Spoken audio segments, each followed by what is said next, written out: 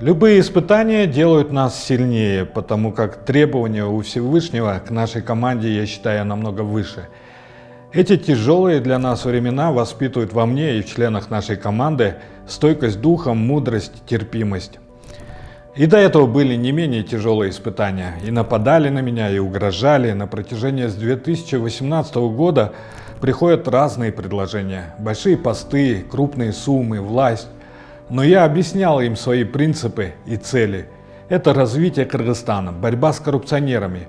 Я говорил им о своей преданности, своим целям, которые угодны Богу.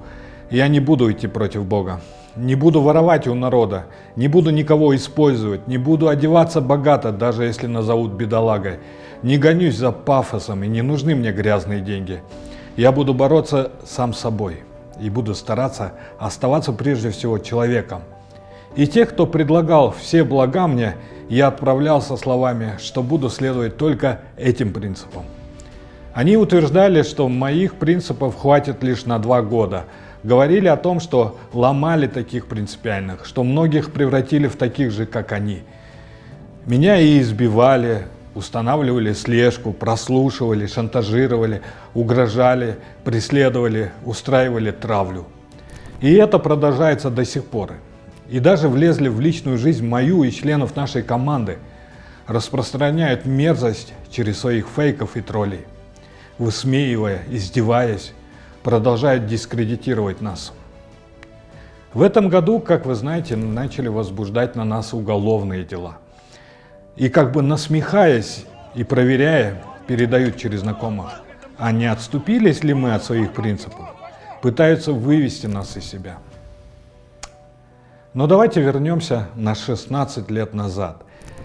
Я, как и всякий молодой человек, искал свой путь, свое предназначение. Начал работать на КТРе. Я понял, что мне не хватает квалификации журналиста. И я поехал обратно в Москву и вернулся уже с дипломом редактора телевидения. Однажды меня позвали в Белый дом. Ну как позвали? Спросили, костюм есть? Нет. Покупай. Купил. Поставили на должность эксперта информационной службы секретариата президента. Сдал свои документы, и соответствующие органы тщательно проверили. Но я хотел бы сказать одну вещь. В 2008 году, когда я пришел как молодой специалист, там уже сидели на высоких должностях и Садыр Джапаров, как комиссар по борьбе с коррупцией, и Камчыбек Ташиев, министр чрезвычайных ситуаций. А Акылбек Джапаров прелестненько так выговаривал Бакиеву: «Ваше превосходительство». Акылбек Усамевич, углубатава же углубайтава, да, бір қайталап қойшы. Ваше превосходительство. Тогда я был молод, верил в красивые речи, боготворил тех, кто меня хвалил. В общем, мы были молоды и наивны. У нас было образование, но мы не были готовы психологически. Элементарно не могли ставить себе цели. Я бы мог и после революции продолжать работать где-нибудь в правительстве. Но я остановился и задумался. Задался вопросом, почему я должен идти туда? Их сущность – это манипуляция, ложь, интриги, пафос, самоутверждение, жадность, алчность, зависть и использование других. Их принципы таковы. Их характер и принципы мне противны. Я стремлюсь быть другим человеком. Пусть не будет статуса, пусть я не буду богатым, пусть называют меня бомжом, если я не одеваюсь так дорого, пусть не будет квартиры, пусть даже не хватать будет на еду.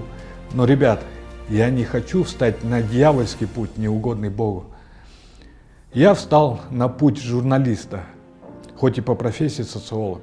С тех пор я пытаюсь изучать не только журналистику, но и управление, финансы, психологию. Делаю упор на саморазвитие. Вам не удастся сломить меня, заставить уйти от своих принципов.